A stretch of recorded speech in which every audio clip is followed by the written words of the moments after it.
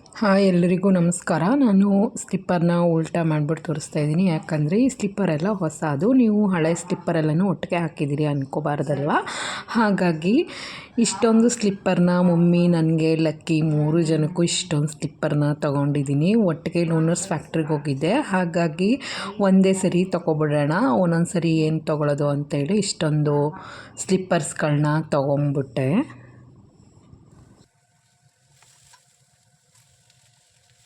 Slipper ತೊಗೊಂಡು ಬಂದಾದಮೇಲೆ next ಮಾರನೇ ಬೆಳಗ್ಗೆ ಎದ್ದ ತಕ್ಷಣ ಈ ಥರ ತಿಂಡಿ ಮಾಡೋಕ್ಕೆ ಅಂತ ರೆಡಿ ಮಾಡ್ತಾಯಿದ್ದೀನಿ. ಇವತ್ತೆಲ್ಲ ಕೆಲಸನೂ ಉಲ್ಟಾ ಪಲ್ಟಾ ಮಾಡಿಬಿಟ್ಟೆ ಫ್ರೆಂಡ್ಸ್.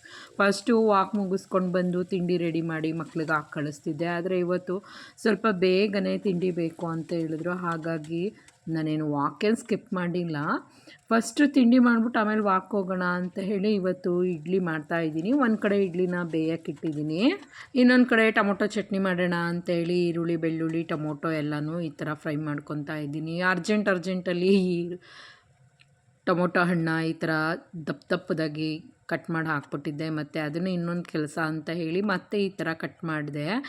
ಇದು ಸ್ವಲ್ಪ ಟೊಮೊಟೊ ಕಾಯಿ ಥರನೇ ಇತ್ತು, ಹಾಗಾಗಿ ಬೇಯೋದು ಸ್ವಲ್ಪ ಲೇಟ್ ಆಗುತ್ತೆ ಅಂತ ಹೇಳಿ ಸ್ವಲ್ಪ ಉಪ್ಪು ಹಾಕಿ ಇದಕ್ಕೊಂದು ಸ್ವಲ್ಪ ಹುಣಸೆಹಣ್ಣು ಆ್ಯಡ್ ಮಾಡಿದ್ದೀನಿ.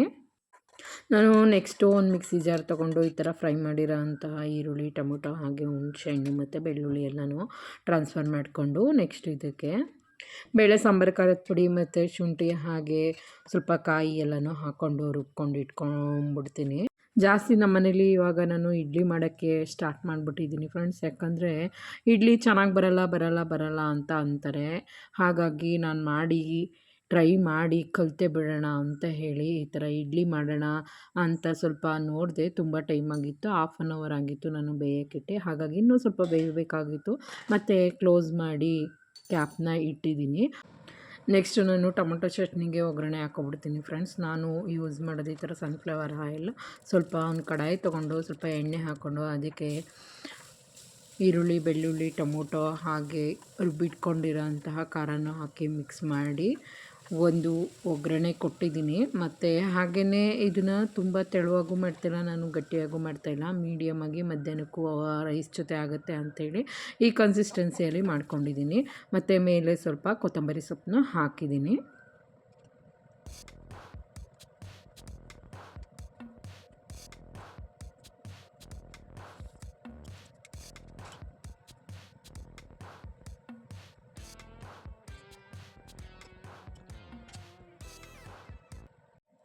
ಇನ್ನು ನಾನು ಇಡ್ಲಿ ಮಾಡಿದಾಗ ಯಾವಾಗಲೂ ಬೆಲ್ಲದ ಚಟ್ನಿ ಮಾಡ್ತೀನಿ.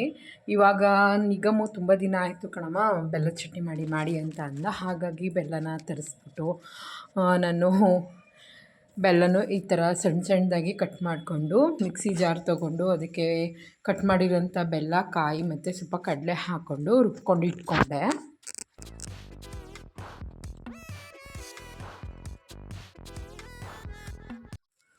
ಇನ್ನು ನಾನು ತಿಂಡಿ ಎಲ್ಲ ರೆಡಿ ಮಾಡ್ಬಿಟ್ಟು ಬಂದು ವಾಕ್ ಹೋಗ್ಬಿಟ್ಟು ಬಂದೆ ಫ್ರೆಂಡ್ಸ್. ವಾಕ್ ಹೋಗ್ಬಿಟ್ಟು ಬಂದಮೇಲೆ ನಾನು ಅಜ್ವೈನ ಖಾಲಿಯಾಗಿತ್ತು, ಹಾಗಾಗಿ ಹೊಸ್ದಾಗಿ ಅಜ್ವೈನ ತರಿಸ್ದೆ. ಎಷ್ಟು ಅಜ್ವೈನಾಗೆ ಎಷ್ಟು ಅಂತ ನನಗೆ ಗೊತ್ತಿಲ್ಲ, ನಾನು ರೈಟ್ ಕೇಳಲಿಲ್ಲ. ಹಾಗಾಗಿ ಈಗ ನಾನು ಅಜ್ವೈನ ವಾಟರ್ನ ಪ್ರಿಪೇರ್ ಮಾಡ್ಕೊತಾ ಇದ್ದೀನಿ. ಒಂದು ಬೌಲ್ ತೊಗೊಂಡು ಅದಕ್ಕೆ 1 ಸ್ಪೂನಷ್ಟು ಅಜ್ವೈನ ಹಾಕ್ಕೊಂಡು 1 ಲೋಟ ನೀರು ಹಾಕ್ಕೊಂಡು ಇದನ್ನು ಬೇಯಕ್ಕೆ ಇಡ್ತಾಯಿದ್ದೀನಿ.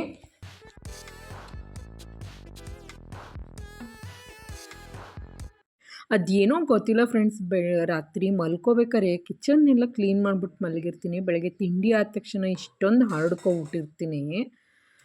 ನಾನು ಬೆಳಗ್ಗೆ 5:30ಗೆ ಎದ್ದು ಟೊಮೊಟೊ ಚಟ್ನಿ ಇಡ್ಲಿ ಸಿಹಿ ಚಟ್ನಿ ಎಲ್ಲ ಮಾಡಿದರೆ ನಿಗಮು ಟೊಮೊಟೊ ಚಟ್ನಿ ತಿಂದೇ ಇಲ್ಲ. ಅವನು ಟೊಮೊಟೊ ಚಟ್ನಿ ಅಂದರೆ ವಾಂತಿ ಬರುತ್ತಂತೆ. ಇವತ್ತು ಗೊತ್ತಿಲ್ದಂಗೆ ಟೊಮೊಟೊ ಚಟ್ನಿನೇ ಅವ್ನಿಗೆ ಬಾಕ್ಸ್ಗೆ ಹಾಕ್ಬಿಟ್ಟು ಕಳಿಸಿದ್ದೀನಿ. ಇನ್ನು ಇದನ್ನೆಲ್ಲ ಕ್ಲೀನ್ ಮಾಡಬೇಕಲ್ವ ಅಂತ ಹೇಳಿ ಎಲ್ಲನೂ ಕ್ಲೀನ್ ಮಾಡ್ಕೊತಾ ಇದ್ದೀನಿ.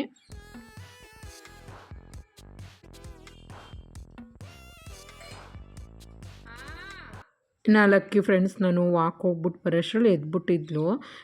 ಅವ್ರ ಅಪ್ಪ ಕರ್ಕೊಂಡು ಬಂದು ಈ ಥರ ಸೋಫಾ ಮೇಲೆ ಮಲಗಿಸಿದ್ದಾರೆ. ಇನ್ನು ಎದೊಳೋದು ಇವಳು ಸ್ವಲ್ಪ ಲೇಟೇ, ನೈಟು ಲೇಟಾಗಿ ಮಲ್ಕೋತಾಳೆ, ಬಂದ ತಕ್ಷಣ ಸ್ಕೂಲಿಂದನೂ ಮಲಗಲ್ಲ. ಇನ್ನು ಬೆಳಗ್ಗೆ ಇವಳನ್ನ ಏಳಿಸಿ ಕ್ಲೀನಾಗಿ ರೆಡಿ ಮಾಡಿ ಕಳ್ಸೋಷ್ಟ್ರೊಳಗೆ ಸಾಕಾಗೋಗ್ಬಿಡುತ್ತೆ. ಬರೀ ಅಳೋದೇ ಮಾಡ್ತಾಳೆ. ಯಾಕೆ ಅಂತ ಗೊತ್ತಾಗಲ್ಲ, ಸುಮ್ಮನೆ ಅಳ್ತಾನೆ ಇರ್ತಾಳೆ, ಅದೇನೋ ರೀಸನ್ನು ಅಂತಲೇ ಗೊತ್ತಾಗಲ್ಲ. ಇನ್ನು ಬೆಳಗ್ಗೆ ಎದ್ದ ತಕ್ಷಣ ತಿಂಡಿ ಮಾಡಿ ಉಲ್ಟಾ ಪಲ್ಟಾ ಕೆಲಸ ಮಾಡಿ ಮತ್ತು ವಾಕ್ ಹೋಗ್ಬಿಟ್ಟು ಬಂದು ಈ ಥರ ಮಕ್ಕಳು ಲಂಚ್ ಬಾಕ್ಸ್ ಎಲ್ಲ ರೆಡಿ ಮಾಡಿ ಅಷ್ಟರಲ್ಲಿ ಸಾಕಾಗೋಗ್ಬಿಡುತ್ತೆ. ಇನ್ನಾದರೂ ಈ ಡಿಟಾಕ್ಸ್ ಡ್ರಿಂಕ್ನ ನೆಮ್ಮದಿಯಾಗಿ ಒಂದು ಸ್ವಲ್ಪ ಹೊತ್ತು ಕುತ್ಕೊಂಡು ಕುಡಿದ್ರೆ ರಿಲೀಫ್ ಆಗುತ್ತೆ ಅಂತ ಹೇಳಿ ನಾನು ಹೊರಗಡೆನೇ ತೊಗೊಂಡೋಗಿ ಕುಡಿಯೋಣ ಅಂತ ಡಿಸೈಡ್ ಮಾಡ್ಕೊಂಡು ಹೊರಗಡೆ ಹೋಗ್ತಾ ಇದ್ದೀನಿ ಫ್ರೆಂಡ್ಸ್. ಸ್ವಲ್ಪ ಹೊತ್ತು ಆ ಕಡೆ ಈ ಕಡೆ ಎಲ್ಲ ನೋಡಿ ಕುಡಿಯೋಣ ನೆಮ್ಮದಿಯಾಗಿ. ಈ ಥರ ನೆಮ್ಮದಿಯಾಗಿ ಕುಡಿಯೋದ್ರಿಂದ ನಮಗೂ ಸ್ವಲ್ಪ ರಿಲೀಫ್ ಆಗುತ್ತೆ ಮತ್ತು ನಮ್ಮ ದೇಹಕ್ಕೂ ಏನೋ ಒಂಥರ ರಿಲ್ಯಾಕ್ಸ್ ಆಗುತ್ತೆ ಅಲ್ವಾ.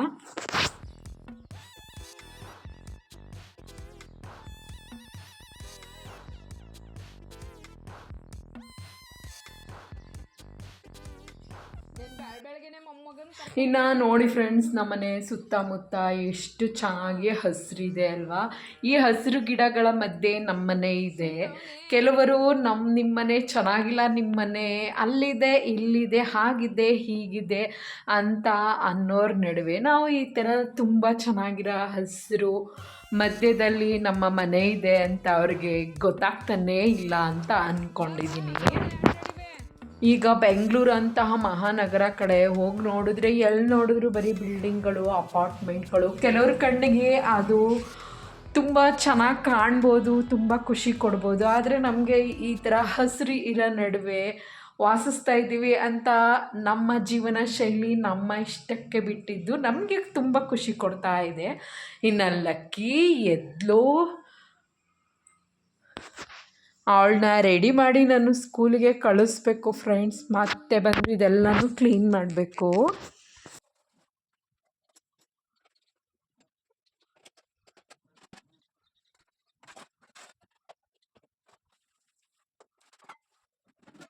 ಮತ್ತು ನಾನು ನಮ್ಮನೆ ಕಿಚನ್ಗೆ ಇನ್ನೂ ಡೆಕೋರೇಟಿವ್ ಐಟಮ್ಗಳನ್ನ ತಗೊಬರ್ಬೇಕು ಅಂತ ಅಂದ್ಕೊಂಡಿದ್ದೀನಿ.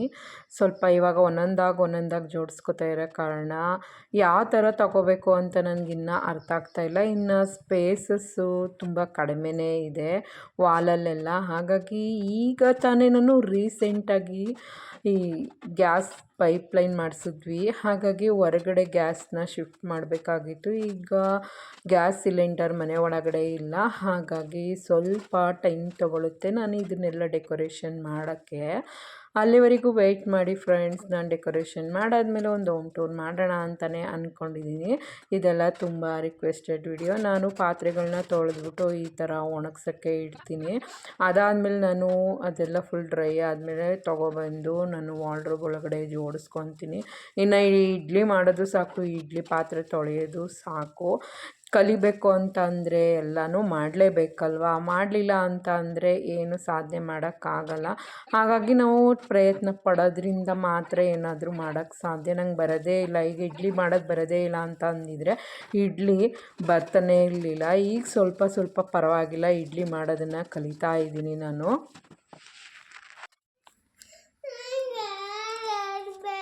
ಪಾಪ ಈಗ ಚಕ್ಲಿ ಹಾಕಂಗಿಲ್ಲ ಪಾಪ ಸ್ನ್ಯಾಕ್ಸ್ಗೆ. ಹೇಳ್ತೀನಿ ಕೇಳೀಗ, ಒಂದು ನಿಮಿಷ ಹೇಳ್ತೀನಿ ಕೇಳು, ಅಳ್ಬಾರ್ದು.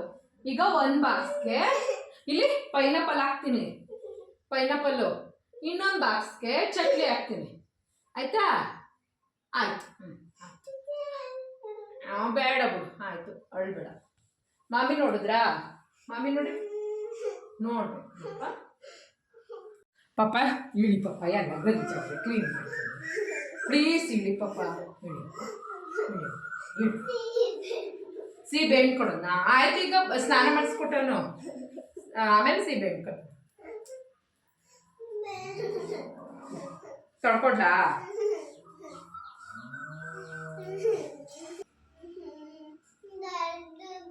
ಇದೇ ದೊಡ್ಡದು. ನಾನು ಅನ್ಸುತ್ತೆ ಹೋಗು.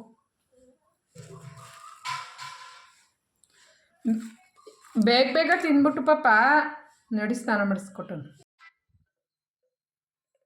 ಇನ್ನು ಲಕ್ಕಿ ಸ್ನಾನ ಮಾಡಿಸೋ ಆಯಿತು ಫ್ರೆಂಡ್ಸ್. ಇನ್ನು ಅವಳಿಗೆ ಲಂಚ್ ಬಾಕ್ಸು ಈ ಥರ ರೆಡಿ ಮಾಡಿದ್ದೀನಿ. ಮತ್ತು ಇನ್ನೊಂದು ಕಡೆಗೆ ನಾನು ಆ್ಯಪಲ್ಲು ಮತ್ತು ಪೈನಾಪಲ್ಲು 2, ಹಾಗೆ ಅದ್ರ ಜೊತೆಗೆ ಪಪ್ಪಾಯ 3 ಕಟ್ ಮಾಡಿ ಸ್ವಲ್ಪ ಹಾಕಿದ್ದೀನಿ. ಇದನ್ನು ತಿನ್ಕೊಂಡು ಬಂದರೆ ಅಷ್ಟೇ ಸಾಕು. ಇನ್ನು ಅವಳು ಕಾಣ್ದಂಗೆ ಇಡ್ಲಿ ಮತ್ತು ಟೊಮೊಟೊ ಗೊಜ್ಜು ಹಾಕಿದ್ದೀನಿ. ಅವಳಿಗೆ ಸ್ವೀಟ್ ಚಟ್ನಿ ಅಂದರೆ ತುಂಬ ಇಷ್ಟ. ಮನೇಲೂ ತಿಂತಾಳೆ ಸ್ವೀಟ್ ಚಟ್ನಿ. ಹಾಗಾಗಿ ಅಲ್ಲಾದರೆ ಖಾರ ಚಟ್ನಿ ತಿನ್ಕೊಂಬರ್ತಾರೆ ಅಂತ ಹೇಳಿ ಈ ಥರ ಟೊಮೊಟೊ ಹಣ್ಣು ಚಟ್ನಿನ ಹಾಕಿದ್ದೀನಿ. ಇನ್ನು ನೆಕ್ಸ್ಟ್ ನೋಡಿ ಅವಳನ್ನ ರೆಡಿ ಮಾಡಿಬಿಟ್ಟು ನಾನು ಸ್ಕೂಲ್ಗೆ ಬಿಟ್ಬಿಟ್ಟು ಬಂದ್ಬಿಡ್ತೀನಿ ಫ್ರೆಂಡ್ಸ್. ಒಂದೊಂದು ಕಡೆ ಈ ಥರ ಚಟ್ನಿ ಎಲ್ಲನೂ ಚೆಲ್ಕೊಂಡಿರ್ತಾಳೆ. ಇದು ಮಧ್ಯದಲ್ಲಿ ಕಾಲಿಗೆ ಸಿಗಾಕೊಳ್ಳುತ್ತೆ ಅಂತ ಹೇಳಿ ಈ ಥರ ಕ್ಲೀನು ಮಾಡಬೇಕು. ಮತ್ತು ಸ್ವಲ್ಪ ಅವಳು ರೆಡಿ ಮಾಡೋದೆಲ್ಲ ಲೇಟಾಯಿತು, ಎದ್ದಿದ್ದು ಲೇಟಾಯಿತು ಅಂತೇಳಿ ನಾನೇ ಅವಳು ಶೂ ಹಾಕ್ಕೊಂಡಾದ್ಮೇಲೆ ಸ್ವಲ್ಪನೇ ತಿನ್ನಿಸ್ತಾ ಇದ್ದೀನಿ. ನಡೀಗ ಹಾಂ ಲಂಚ್ ಬ್ಯಾಗು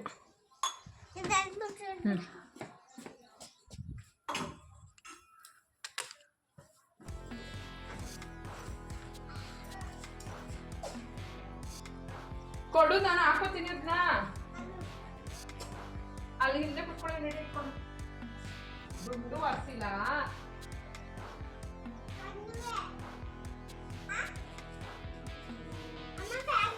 ಟೋಪಿ ಬೇಡವಾ, ಸ್ವೆಟರ್ ಬೇಡವಾ? ನಡಿ ಮತ್ತೆ.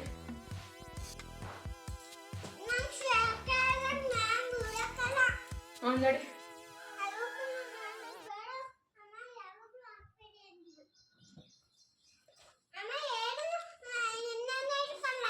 ಇನ್ನು ಲಕ್ಕಿ ಸ್ಕೂಲಿಗೆ ಬಿಟ್ಬಿಟ್ಟು ಬಂದು ಸ್ನಾನ ಮಾಡಿಕೊಂಡು ತಿಂಡಿ ತಿಂತಾಯಿದ್ದೀನಿ ಫ್ರೆಂಡ್ಸ್.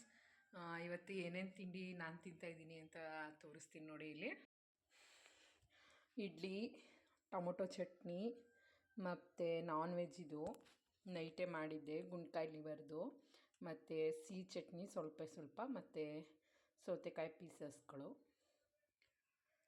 ಇಂದಿನ ಬ್ಲಾಗ್ನ ಇಲ್ಲಿಗೆ ಎಂಡ್ ಮಾಡ್ತಾಯಿದ್ದೀನಿ. ನೆಕ್ಸ್ಟ್ ಸಿಗೋಣ ಹೊಸ ಮಿನಿ ಬ್ಲಾಗಲ್ಲಿ. ಬಾಯ್.